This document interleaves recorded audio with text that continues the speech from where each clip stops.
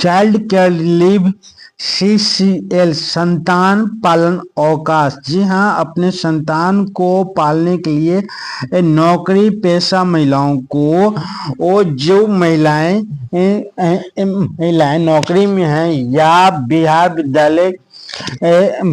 बिहार लोक सेवा आयोग के माध्यम से जो महिलाएं शिक्षक बनी हैं उनको CCL कैसे मिलेगा और CCL लेने में किन किन कागजातों की आवश्यकता पड़ेगी, किन किन विपत्तियों की आवश्यकता पड़ेगी और कैसे मिलेगा, ये सब इस वीडियो में आपको देखने के लिए मिलेगा। तो आप सब लोग आइए इस वीडियो को पूरा वॉच कीजिए और पूरा वॉच करने के बाद आपको किन किन कागजातों की जरूरत पड़ेगा, किन किन माध्यमों से आपको CCL मिलेगा और कितने दिनों का एक बार में आप CCL का उपभोग कर सकते हैं। पैतृत्व अवकाश, पैटर्निटी लीव का उपभोग कर सकते हैं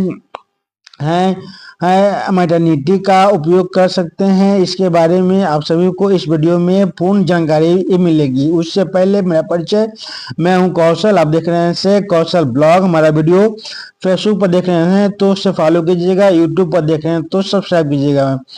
आइए जानते हैं, एक पत्र निकला है कार्यालय जिला शिक्षा पदाधिकारी पश्चिमी चंपारण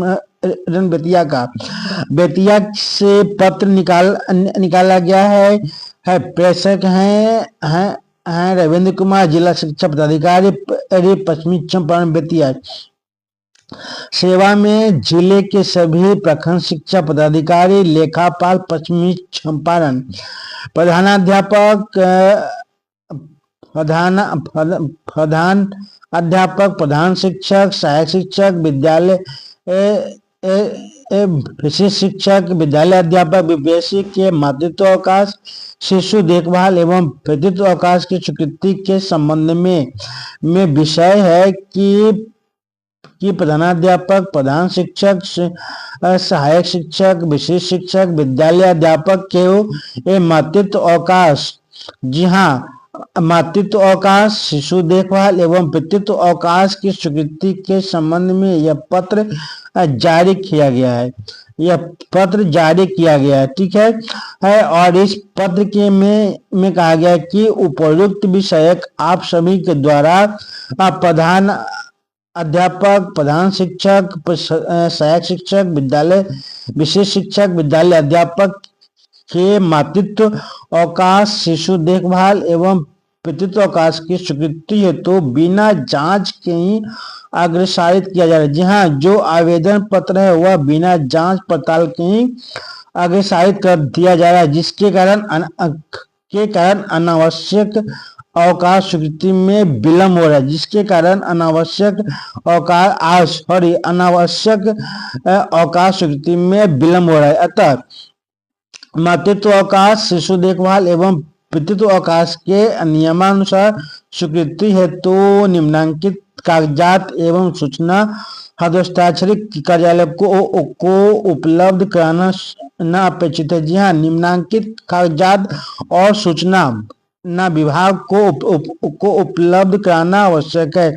आइए जानते हैं वह कौन कौन से कागजात हैं जो विभाग को चाहिए होता है पैटर्निटी लीव के लिए CCL के लिए, चाहे है मैटरनिटी के लिए। तो प्रथम दृष्टया आप या प्रथम अंक में, मतलब प्रथम लाइन में लिखा गया है कि प्रथम या द्वितीय जीवित संतान के लिए मातृत्व अवकाश, किस संतान के लिए मातृत्व अवकाश, शिशु देखभाल, पितृत्व अवकाश उपभोग करने संबंधी प्रथम दंडाधिकारी से निर्गत शपथ पत्र मूल रूप में चाहिए होता है। जी हाँ, शपथ पत्र मूल रूप में चाहिए होता है।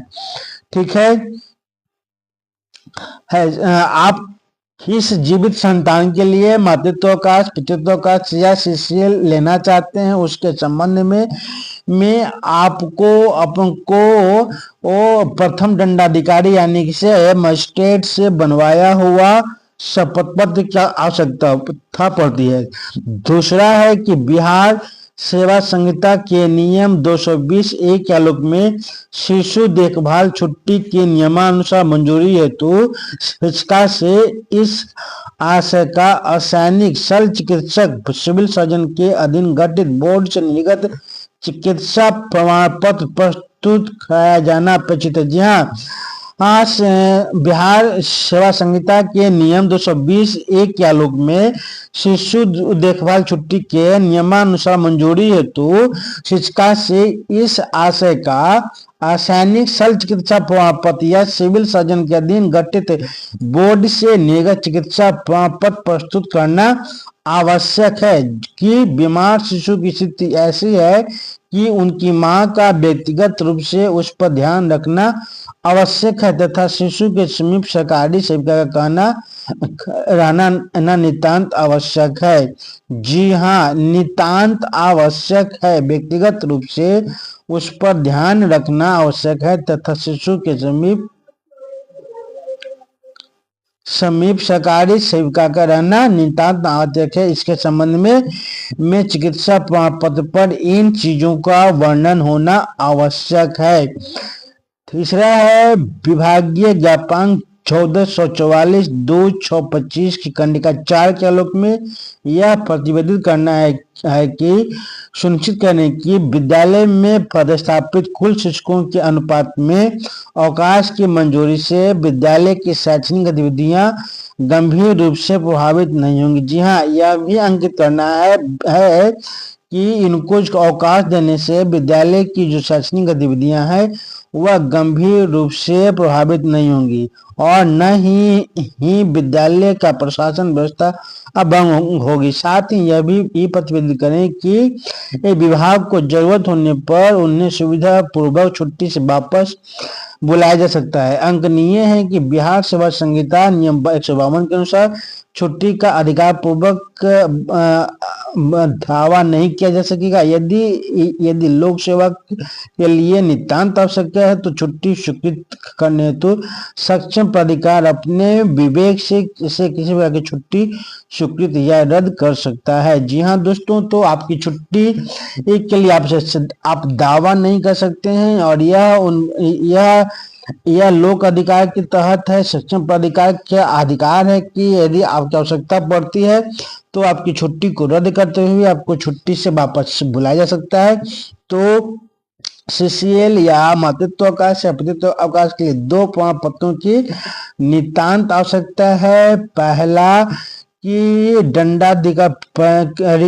दंडाधिकारी यानी कि मजिस्ट्रेट से निर्गत किया हुआ शपथ पत्र और दूसरा है कि चिकित्सा प्रमाण पत्र सिविल सर्जन से निर्गत किया हुआ चिकित्सा प्रमाण पत्र जिसमें यह अंकित होगा कि बीमार शिशु की स्थिति ऐसी है कि उनकी मां का व्यक्तिगत रूप से उस पर ध्यान रखना आवश्यक है तथा शिशु के समीप सरकारी सेवक का रहना नितांत आवश्यक है। इन शब्दों का वर्णन होना आवश्यक है, तभी जाकर के आप महिला शिक्षकों को कर्मचारियों को मातृत्व अवकाश या सीसीएल या पितृत्व अवकाश का अवकाश आपको स्वीकृत हो सकता है। तो आप सभी को यह खबर कैसा लगा जान करके यह जानकारी नॉलेजफुल लगा तो लाइक कीजिएगा, कमेंट कीजिएगा, अधिक से अधिक शेयर कीजिएगा। मैं हूं कौशल, आप देख रहे हैं कौशल ब्लॉग। हमारा वीडियो फेसबुक पर देख रहे हैं तो फॉलो कीजिएगा और यदि यूट्यूब पर देख रहे हैं तो सब्सक्राइब कर लीजिएगा ताकि इस तरह का वीडियो जो भी है उसका नोटिफिकेशन सबसे पहले आपको मिल सके।